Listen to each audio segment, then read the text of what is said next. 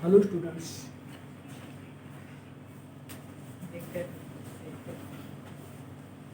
The fun day had, इसी science fiction को आगे हम कंटिन्यू करेंगे और आज ये देखेंगे कि इनके में कौन कौन से पात्र थे, कौन कौन से पार्टिसिपेंट थे और उसके बाद जो है उनके बारे में स्टडी करेंगे और एक ग्रामर का पोर्शन आज शुरुआत करेंगे। रीडिंग कॉम्प्रिहेंशन इसके बाद अगले लेक्चर में लेंगे और उसी के साथ ही लेसन हमारा कंप्लीट हो जाएगा। तो इस जो कहानी है, जो साइंस फिक्शन है, जो आसिमोव की है, इसाक आसिमोव का जो साइंस फिक्शन है, फ्यूचरिस्टिक साइंस फिक्शन, और पहला लेसन भी है। इसके पार्टिसिपेंट्स कौन कौन से हैं, इसके कैरेक्टर्स कौन कौन से हैं, तो उनके बारे में देखते हैं। देखिए, पहला कैरेक्टर जो है वो जॉर्जी है। तो जॉर्जी है ए 10 ईयर ओल्ड गर्ल, एक 10 साल की लड़की है और उस लड़की का नाम है मार्जी। मार्जी नाम है, थोड़ा सा इसे करेक्ट कर लेते हैं। तो पहला कैरेक्टर है वो मार्जी है, MARGIE, और ये मार्जी जो है एक 10 साल की लड़की है, MARGIE, मार्जी। मार्जी 10 ईयर्स ओल्ड गर्ल है, फर्स्ट कैरेक्टर। सेकंड इसका भाई है टॉमी, थोड़ा इससे बड़ा है, 13 ईयर्स ओल्ड।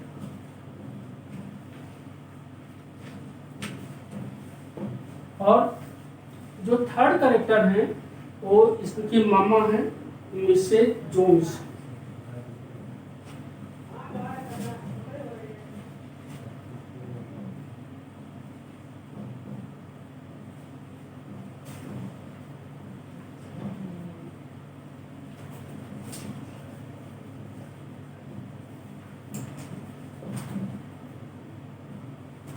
मार्जी और टॉमी की जो मदर है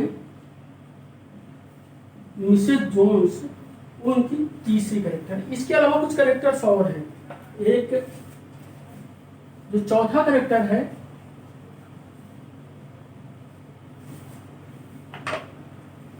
फोर्थ कैरेक्टर, वो एक मैकेनिकल डिवाइस है।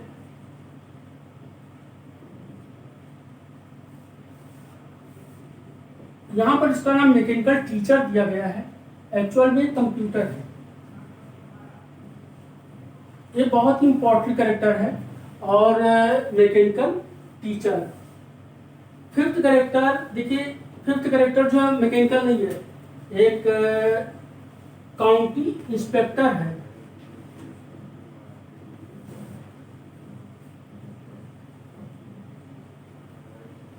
एक राउंड हेड मैन है और थोड़ा सा रेड कलर का है।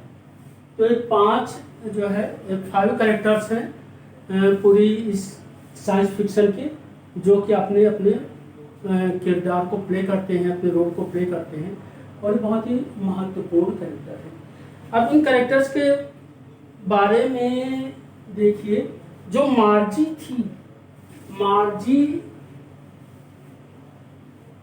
अपने डायरी में नोट करती है और ये पूरी स्टोरी मार्जी की डायरी से चलती है। जो एक बुक मिलती है, देखिए इसका सेंट्रल कैरेक्टर एक बुक है, वो कागज की एक किताब है जो उसके ग्रैंडफादर के ग्रैंडफादर पढ़ा करते थे और वो एटिक में मिलती है। वो छत के ऊपर एक कमरा है, एटिक में कबाड़ में वो किताब जो है पढ़ी हुई मिलती है।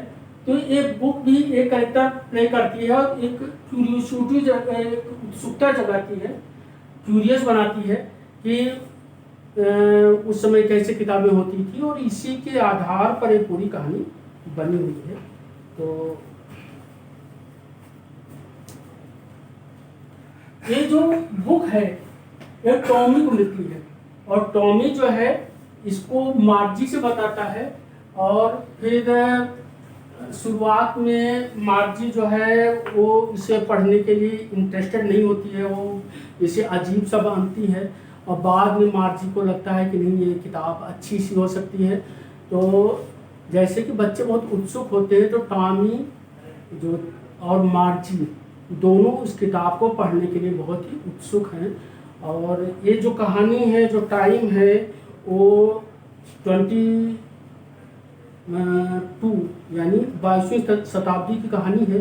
2157 चल रहा है, 17 में 1957 है, 17 मई 2157। तो ये 22वीं शताब्दी की कहानी है, यानी फ्यूचरिस्टिक कहानी है। तो अब इसमें से कुछ वर्ड्स हैं, और जो कि अभी जब हम लोग वोकैब का वो सेक्शन करेंगे तो आएंगे, तो उन वर्ड्स के बारे में भी देख लीजिए। एक वर्ड है गी, GEE।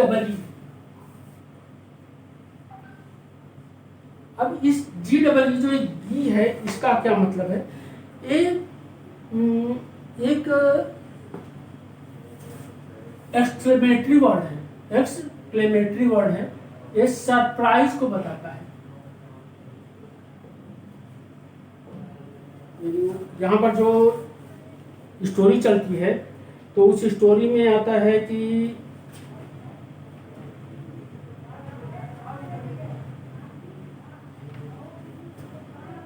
मार्जी जब इस किताब के बारे में सुनती है तो वो बोलती है गी।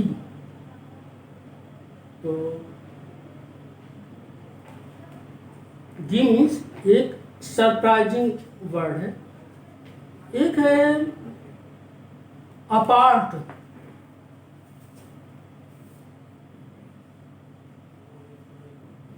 इस अपार्ट का जो मतलब होता है वो होता है एक और असाइड। Apartments aside. तो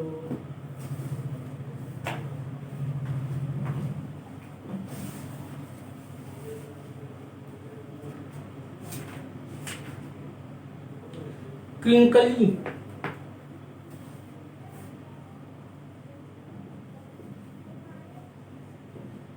अब क्रिंकली जो है इसमें है कि जैसे कोई पन्ने हैं, बहुत सी टुड़े मुड़े हैं, तो उस कंडीशन के जो पन्ने होते हैं, मतलब बहुत सारे फोल्ड्स हैं, बहुत सारी लाइंस हैं, कोई किताब है वो बहुत टूट जाए तो फिर मुड़ जाए, तो वो क्रिंकली कहलाती है।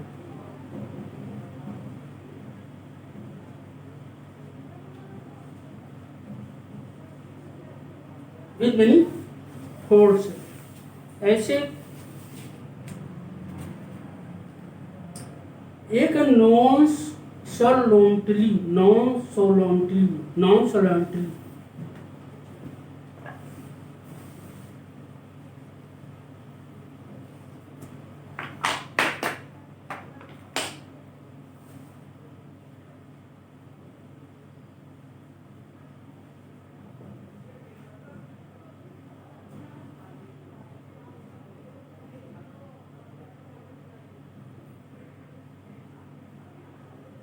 एडवर्ब है, और इसका मतलब होता है कि without any interest, without any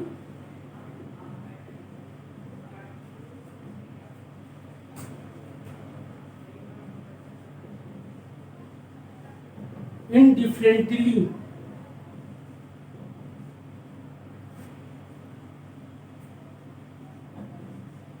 नॉनसोलेंटली, नॉनसोलेंटली बिना किसी रुचि के।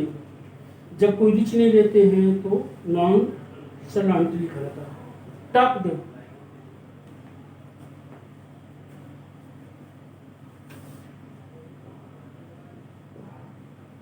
ये जो टक्ड है ये होता है किसी चीज को, जैसे एक तो होता है कहीं लगा लेना, पुष्ट कहीं रख देना, या जैसे टक in the in pocket, pocket में पुश कर देना, पॉकेट में डाल देना, एक टक के इसमें आता है।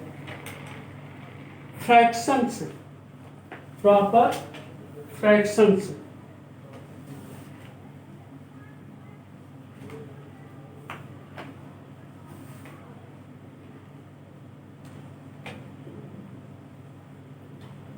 फ्रैक्शन से जो टुकड़े होते हैं, फ्रैगमेंट्स होते हैं, मैथ्स में भिन्न कहते हैं।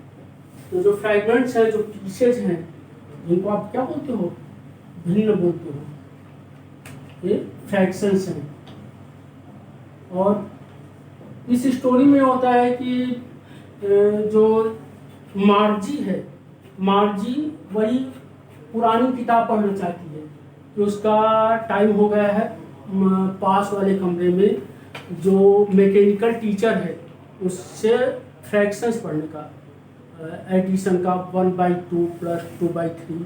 तो वो जाना नहीं चाहती है, बट उसके मामा जो भेज देते हैं कि जाओ वहाँ पर जो मैकेनिकल टीचर है उससे पढ़ो। जब वहाँ जाती है तो उसका पहले वो कमांड आता है कि जो आपका होमवर्क है उसको इनपुट करो, उसको फीड करो। तो वो फ्रैक्शंस को फीड करने लगती है। तो एक फ्रैक्शंस मीन्स एक भिन्न, इंसर्ट।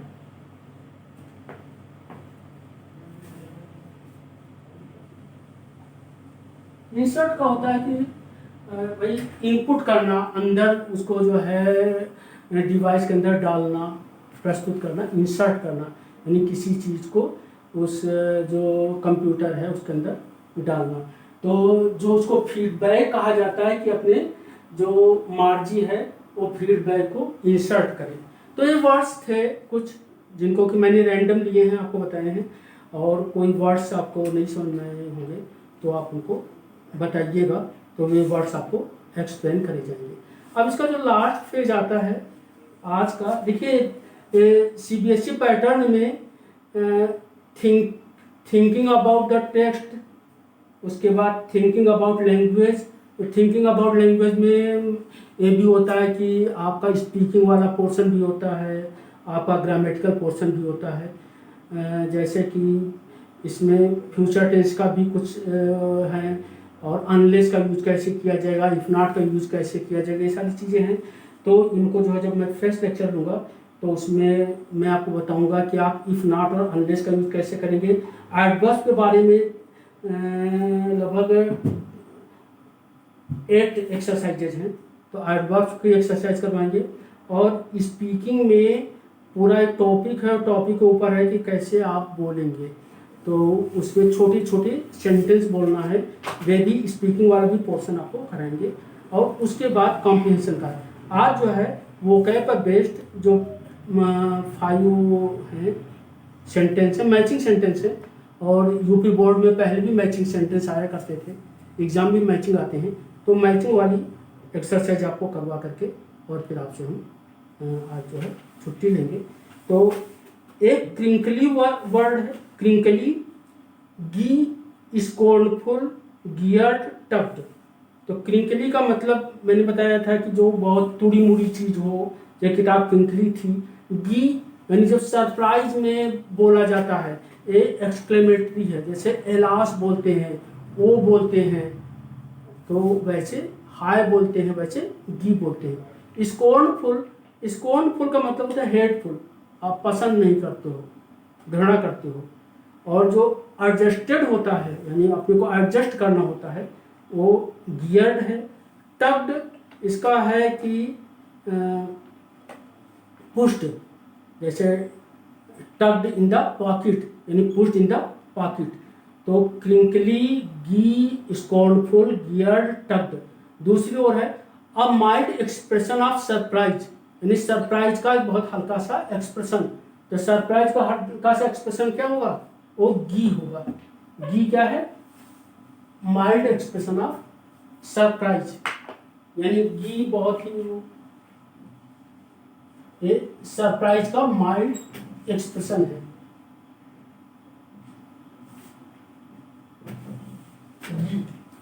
दूसरा इसका जो वर्ड है वो है क्रिंकली। तो क्रिंकली का होगा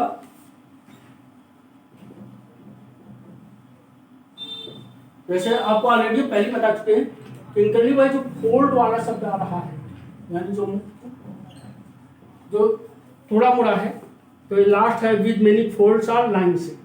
थर्ड स्कोर्नफुल, स्कोर्नफुल का हेटफुल होगा। स्कोर्नफुल इसका लाइट आ गई हेडफुल होगा, है, ये पंखा बंद कर इन्वर्टर है। स्कॉनफुल, हेडफुल, दो और हैं उनको भी बता दे रही हूँ। इन्वर्टर चला गया। गियर्ड, GEARED, गियर्ड हो जाएगा adjusted to a particular level, और टब्ड, टब्ड का हो जाएगा पुश्ड। तो इस तरह इसका आपकी एक्सरसाइज हो गई है। और इसके बाद फिर ग्रामर वाला पोर्शन, और उसके बाद speaking, then reading comprehension. Thank you.